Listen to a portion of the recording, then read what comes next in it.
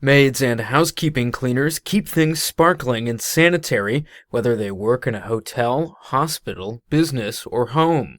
While specific duties can vary greatly depending on the establishment, cleaners take responsibility for a space after others are done using it, or while they're away, and return it to the state it needs to be in for guests, patients, and residents to be comfortable.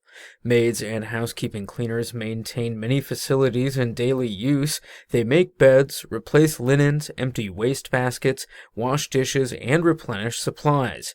When conditions are more seriously out of order, they may also order repairs and perform more in-depth cleaning, such as shampooing carpets.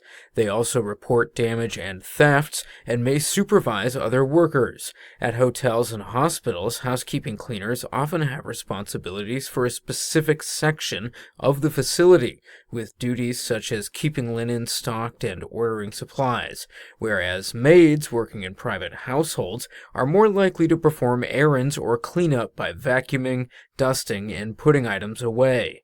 Maids and housekeepers' hours vary, ranging from full-time, part-time, to seasonal work schedules. Companies that contract out cleaning services may offer a variety of schedules and work environments.